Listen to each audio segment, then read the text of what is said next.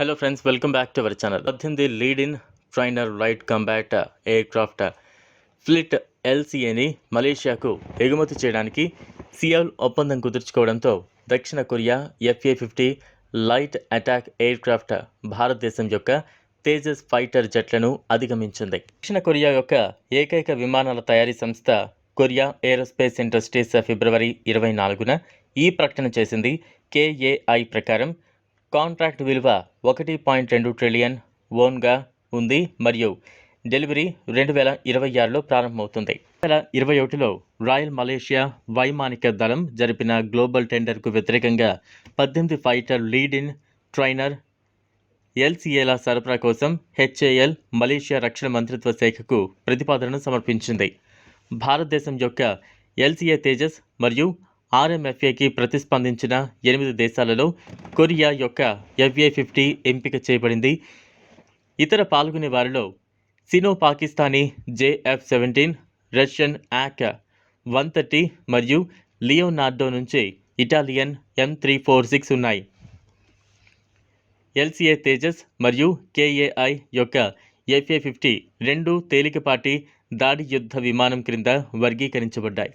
ప్రపంచవ్యాప్తంగా ముఖ్యంగా Asia, Africa, Latin America నుంచి వైమానిక దళాల కోసం తేలికపాటి దాడి యుద్ధ విమానాలు వేగంగా విమానాల ఎంపికగా మారుతున్నాయి. కారణం నిరాడంబరమైన పరిమాణం మరియు తక్కువ రేడార్ సంతకాన్ని అంతటా కత్తిరించే దాని తేలికపాటి మరియు కాంపాక్ట్ నిర్మాణ ప్రయోజనాలు.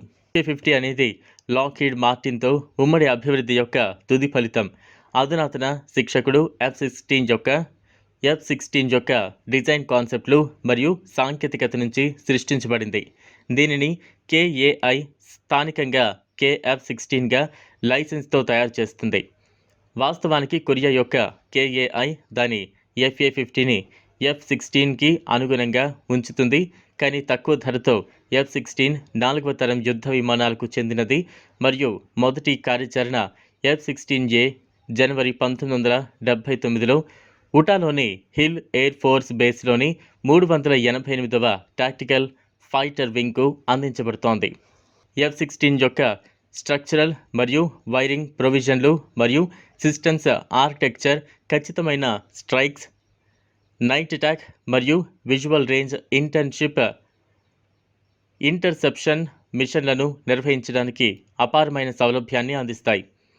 ఇదే తరగతిలో LCA తేజస్ దాని అధునాతన డిజిటల్ ఏవియానిక్స్ వ్యవస్థకు అధునాతన మిశ్రమ నిర్మాణాలతో అనుసంధానించబడి ఉంది. సంక్లిష్టమైన మిశ్రమ పదార్థాలు దాని తరగతిలోని అతి చిన్న మరియు తేలికైన ఆధునిక సూపర్సోనిక్ యుద్ధ విమానం. తేజస్ 8 నుంచి 9 టన్నుల బరువును పూర్తిగా మోయగలదు. ఇది సుఖోయ్ వంటి అనేక ఆయుధాలు మరియు క్షిపణులతో ఎగురుతోంది. ఇది ఎక్కువ బరువు ఉంటుంది. ఎయిర్ ఫైర్ పవర్తో దాని వేగం తరగతిలో ఉత్తమంగా ఉంటుంది. LCA తేజస్ 52,000 అడుగుల ఎత్తులో మాక్ 1.6 నుంచి 1.8 వరకు ధ్వని వేగం వలె వేగంగా ఎగురుతుంది.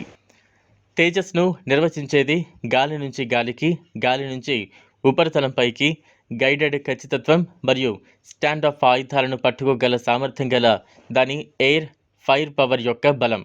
గాలి నుంచి ఎయిర్ అరేనాలో దాని దృశ్య శ్రేణి ఆయుధాలను మించి దాని సుదూర పోరాట సామర్థ్యం మరింత మద్దతునిస్తోంది. దాని తరగతిలో ఆస్ట్రా BVRAAM, వింపెల్ R-77 మరియు R-73తో సహా గాలి నుంచి గగనతలానికి ప్రయోగించే క్షిపణుల వంటి ఆయుధాలతో తేజస్ భారీగా లోడ్ చేయబడింది.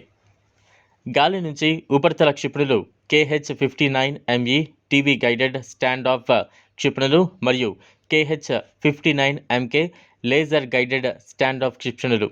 పైగా తేజస్ 5వ తరం పైథాన్ 5A2 ఎయిర్ క్షిపణిని దాని గగనతల ఆయుధ సామర్థ్యానికి జోడించడంలో పురోగతిని సాధించింది. అయినప్పటికీ రష్యన్ మరియు పాశ్చాత్య ఆయుధాలు రెండింటినీ చేర్చగల ఓపెన్ ఆర్కిటెక్చర్ కంప్యూటర్ సిస్టంల మూలకం అత్యంత క్లిష్టమైనది.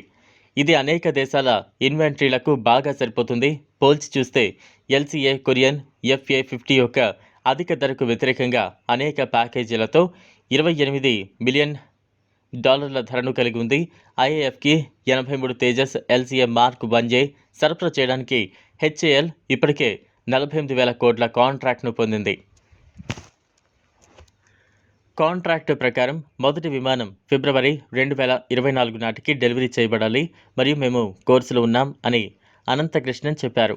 మాజీ రక్షణ కార్యదర్శి అజయ్ కుమార్ రచయితతో పరస్పర చర్చ సందర్భంగా అవకాశాన్ని ఉపయోగించుకోండి, రక్షణ ఎగుమతులకు సంబంధించిన విధానాలను రూపొందించి అమలు చేయడంలో కీలక పాత్ర పోషించారు.